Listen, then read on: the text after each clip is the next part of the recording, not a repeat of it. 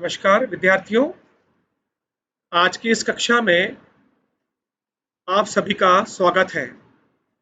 मैं राजेंद्र जसूजा, व्याख्याता, शासकीय सुभाष उत्कृष्ट विद्यालय शिवाजी नगर भोपाल।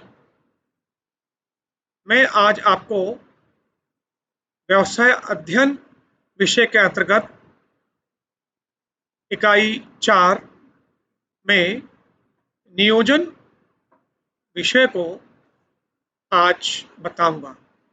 आइए हम सब मिलकर पढ़ते हैं नियोजन।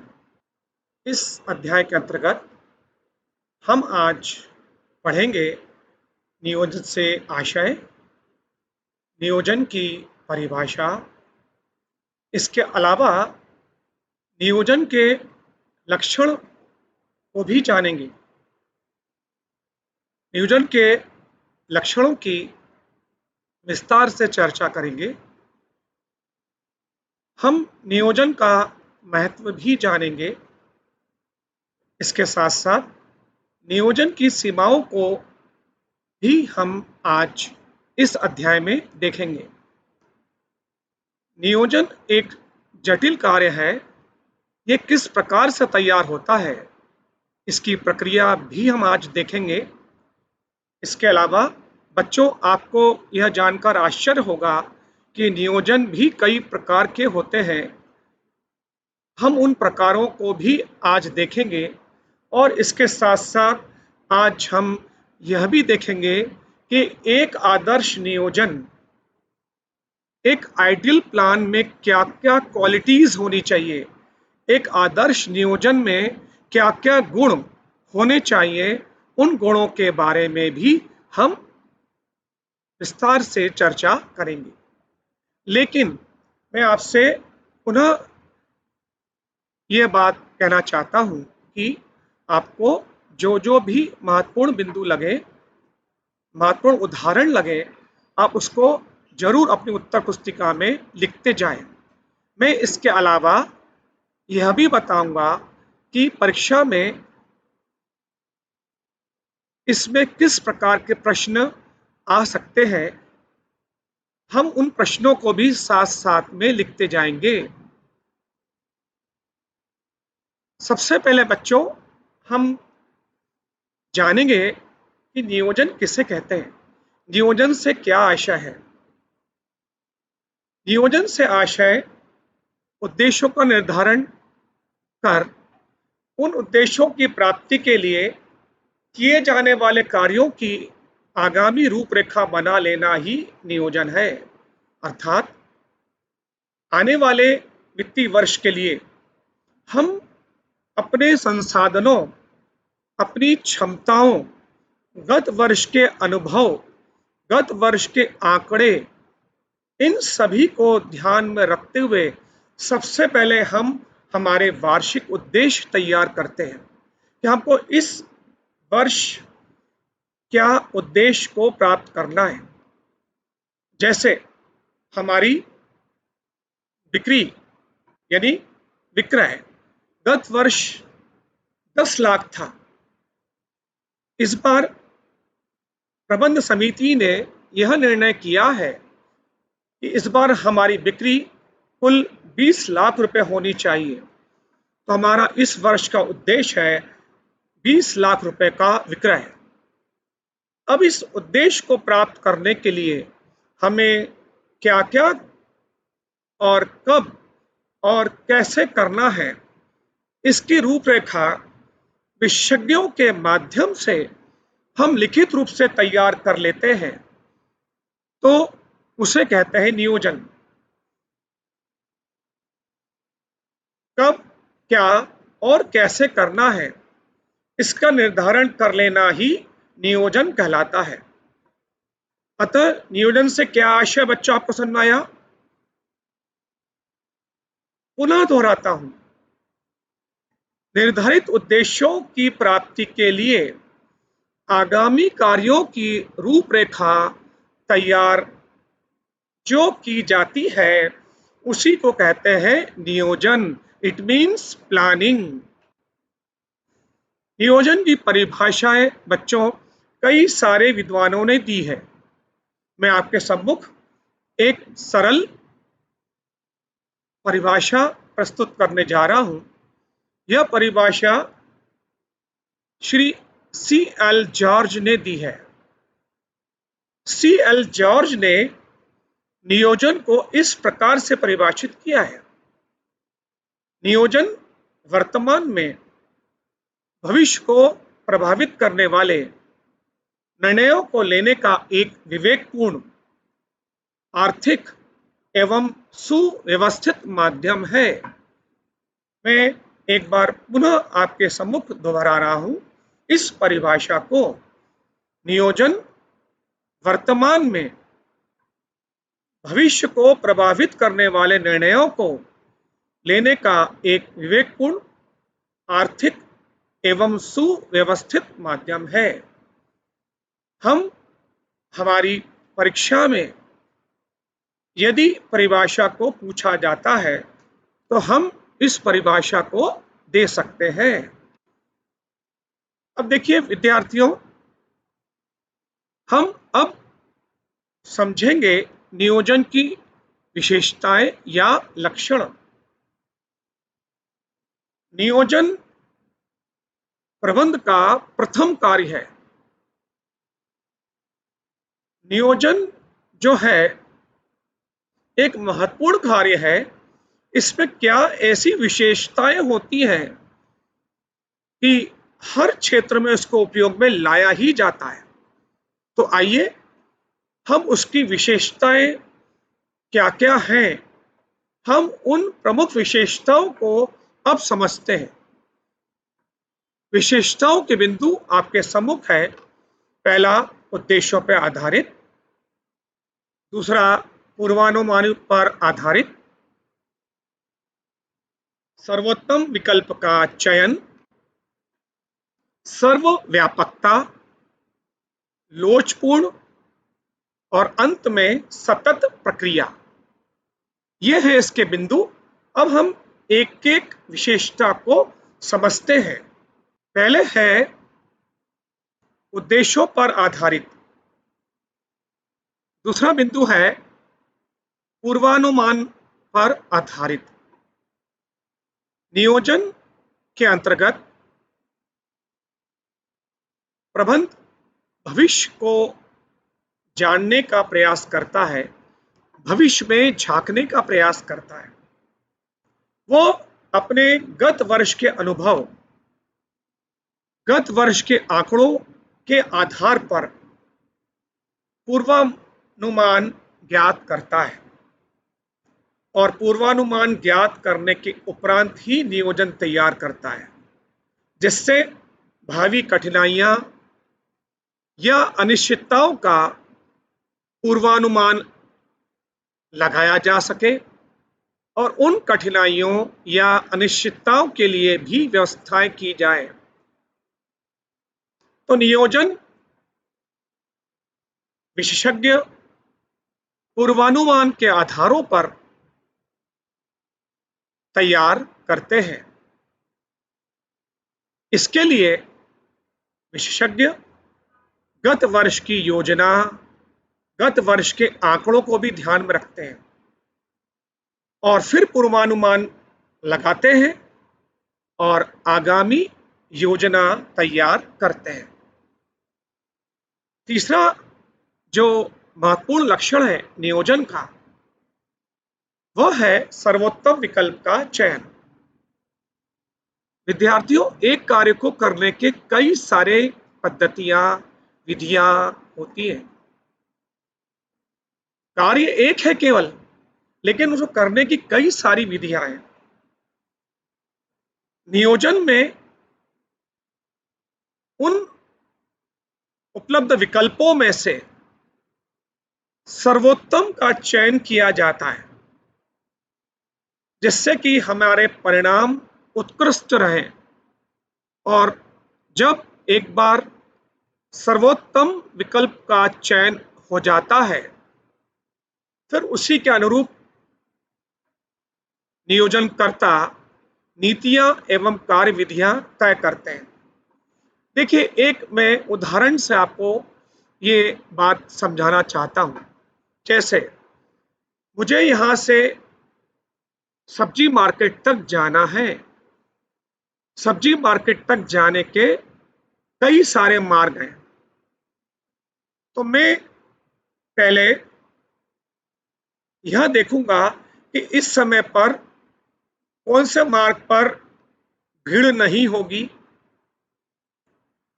कौन सा मार्ग सबसे छोटा है, जहाँ पे यातायात भी कम होगा। मैं ये सब बातें देखकर उस मार्ग से जाना पसंद करूंगा, जिससे कि मैं जल्दी पहुंच जाऊं और मेरा समय की बचत हो। तो मैंने मार्केट जाने का सर्वोत्तम विकल्प का चयन किया। इसी प्रकार से नियोजन के अंतर्गत भी निर्धारित लक्ष्य की प्राप्ति के लिए जो जो विकल्प उपलब्ध हैं, विशेषज्ञ उनका विश्लेषण करके आदर्श विकल्प का चयन करते हैं, और एक बार विकल्प का चयन हो जाता है, फिर उसी के आधार पर आगामी कार्यों की रूपरेखा तैयार की जाती है। अतः स्पष्ट है क्या कि नियोजन में सर्वोत्तम विकल्प का चयन किया जाता है। अगला है सर्वव्यापकता। विद्यार्थियों, नियोजन प्रबंध का वह महत्वपूर्ण कार्य है जो विश्व में सर्वत्र सभी जगहों पर उपयोग में लाया जाता है। विद्यालय, महाविद्यालय, व्यापारिक संगठन, गैर व्यापारिक संगठन, धार्मिक संगठन, राजनीतिक संगठन या हो शासकीय संगठन, नियोजन वह महत्वपूर्ण कार्य है जो इन सभी जगहों पर उपयोग में लाया जाता है। विश्व में ऐसा कोई क्षेत्र नहीं होगा जहां पर नियोजन का उपयोग ना होता हो। नियोजन में सर्वव्यापकता का गुण होता है और प्रबंध के जितने स्तर होते हैं, प्रबंध के तीनों स्तरों में यह पाया जाता है। और जो सर्वोच्च प्रबंध है वो नियोजन करते समय संपूर्ण उपक्रम को ध्यान में रखते हैं और सभी को ध्यान में रखते हुए उनको भी नियोजन में शामिल किया जाता है कि कोई भी विभाग, कोई भी क्षेत्र नियोजन से छूट ना जाए। सभी के लिए व्यवस्था नियोजन में की जाती है। तो बच्चों, नियोजन एक ऐसा कार्य है जो विश्व में सर्वत्र पाया जाता है। ये हर क्षेत्र में पाया जाता है और इसका प्रयोग हर वर्ग करता है। यह नियोजन का एक महत्वपूर्ण लक्षण है।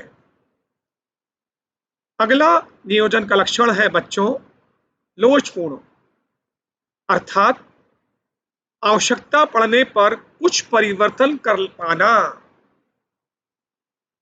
नियोजन में लोचता का गुण होना चाहिए और होता भी है, जिससे यदि भविष्य में कुछ आवश्यक परिवर्तन करना पड़े तो हम कर सकें।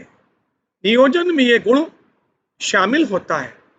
हम उसमें आवश्यकता के अनुसार परिवर्तन कर सकते हैं। देखिए बच्चों, मैं एक उदाहरण देता हूं। यदि हमारे विभाग में कोई परिवर्तन होने वाला है शासकीय नीतियों के फलस्वरूप, तो हमें भी अपने नियोजन में परिवर्तन करना पड़ेगा और विशेषज्ञ उसके अनुसार परिवर्तन करेंगे। अब देखिए, जैसे हम अपने विद्यालय का एक उदाहरण लेते हैं। विद्यालय में शिक्षकों का पूरा समय सारणी बनती है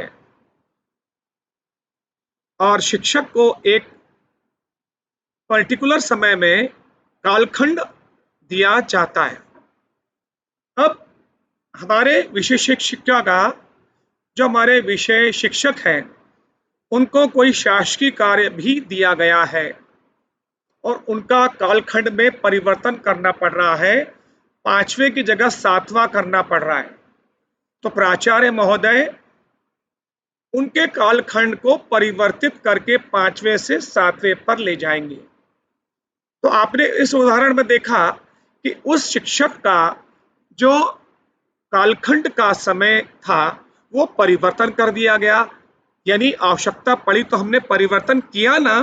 तो यही बात नियोजन में भी आती है कि यदि कोई आवश्यक परिवर्तन करना पड़े तो प्रबंध उसमें परिवर्तन कर सके। और बच्चों, नियोजन में ये गुण मिलता है। नियोजन में पूर्ण लोचता का अभाव होता है, लेकिन उसमें हम आवश्यक परिवर्तन कर सकते हैं। अगली विशेषता है सतत प्रक्रिया। विद्यार्थियों, नियोजन किसी एक समय विशेष के लिए नहीं बनती है, बल्कि यह तो लगातार चलने वाली प्रक्रिया होती है। नियोजन की प्रक्रिया कभी समाप्त नहीं होती, बल्कि इसकी निरंतर पुनरावृत्ति होती रहती है। जैसे जैसे परिस्थितियां बदलती जाती हैं, हम उसमें परिवर्तन भी कर लेते हैं, लेकिन ये लगातार चलती रहती है। एक कार्य खत्म नहीं हुआ, हम अगले कार्य की योजना तैयार कर लेते हैं और ये कार्य खत्म होते ही अगला कार्य शुरू कर देते हैं। इसमें कोई यह बात पाई नहीं जाती है कि नियोजन केवल एक समय विशेष के लिए है। यह तो एक ऐसी प्रक्रिया है जो लगातार चलती है। Planning is a continuous process. लगातार चलने वाली प्रक्रिया है, यह रुकती नहीं है। तो बच्चों, ये हमने देखा नियोजन की विशेषताएं। अब हम देखेंगे नियोजन का महत्व। नियोजन का हमारे संगठन में, प्रबंध में, लक्ष्य की प्राप्ति में सभी वर्गों के लिए क्या महत्व होगा, आइए अब हम इसको जानते हैं। Importance of management. इसके जो बिंदु महत्व के हम विस्तार से जानेंगे बच्चों, वो आपके सम्मुख है। पहला, साधनों का सदुपयोग। दूसरा, लागत में कमी। तीसरा, प्रबंधकीय कार्यों का आधार, राष्ट्रीय समृद्धि का आधार, मितव्ययिता उत्पन्न करना। हम इन सभी महत्व को अब विस्तार से जानेंगे। पहला है साधनों का सदुपयोग। विद्यार्थियों, आप जानते हैं प्रत्येक संगठन में साधन सीमित और निश्चित होते हैं। यदि ये सीमित और निश्चित साधन हमने व्यर्थ गंवाए तो परिणाम भी नकारात्मक होगा। इसके लिए जरूरी है इन साधनों का, इन सीमित साधनों का सदुपयोग हो। नियोजन में ऐसी व्यवस्थाएं की जाती हैं कि ये साधनों का हम आदर्श उपयोग कर सकें, कोई भी व्यर्थ ना जाए। नियोजन के कारण उपकरण के साधनों का सदुपयोग होता है। इस प्रकार से योजना बनाई जाती है कि सभी यंत्र, सामग्री, श्रमिक, प्रबंध समिति आदि सभी सर्वोत्तम दृष्टि से उपयोग किए जाएं, कोई भी व्यर्थ न जाए। निर्धारित लक्ष्य की प्राप्ति के लिए यह अत्यधिक आवश्यक है कि साधनों का बेस्ट यूटिलाइजेशन हो, व्यर्थ ना जाए। देखिए, हम कपड़े की थान से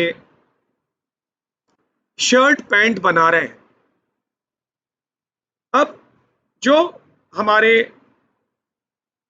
दर्जी हैं वो थान से कपड़े को काट कर शर्ट पैंट बना रहे हैं, लेकिन उनको जब शुरुआत में देखा तो वो काफी कपड़ा व्यर्थ गंवा रहे थे। तो नियंत्रण समिति तुरंत इस पर एक्शन लेगी और उनको कपड़ा काटने का सही तरीका बताएगी कि कपड़ा व्यर्थ ना जाए, एक थान से अधिक शर्ट बन सके। इसके लिए प्रशिक्षण की व्यवस्था भी दी जाती है, जिससे हमारे संसाधन का सर्वोत्तम उपयोग हो। तो नियोजन के अंतर्गत ऐसी व्यवस्थाएं की जाती है कि हमारे साधनों का सदुपयोग हो, कोई भी साधन व्यर्थ ना जाए, इसकी विशेष प्रकार से तैयारी की जाती है और उस पर सतत निगरानी भी की जाती है। ऐसा नियोजन बनाया जाता है। दूसरा है लागत में कमी। विद्यार्थियों, निर्माण करने की कई सारी विधियां होती हैं। नियोजन के अंतर्गत एक आदर्श विधि का चयन किया जाता है जिससे निर्माण की लागत कम से कम आए। इसके लिए नियोजन समिति उन सभी उपलब्ध विधियों का परीक्षण करती है और एक आदर्श विधि का चयन करके ही उत्पादन किया जाता है। उद्देश्य क्या है? लागत में कमी। तो नियोजन के कारण उच्च प्रबंधकों की यह कोशिश होती है कि निर्माण में लागत कम से कम आए, साधनों का सदुपयोग हो, अपव्यय पूर्णतः समाप्त हो जाए। इस प्रकार न केवल उत्पादन लागत कम होगी बल्कि संस्था की संचालन लागत में भी कमी आएगी। तो नियोजन एक वह उपकरण है जो लागत में कमी लाता है। अब देखिए बच्चों, ध्यान दीजिए, अगर लागत में कमी आई है तो उसका परिणाम क्या होगा? इसका परिणाम यह होगा कि हमारे लाभ में वृद्धि होगी।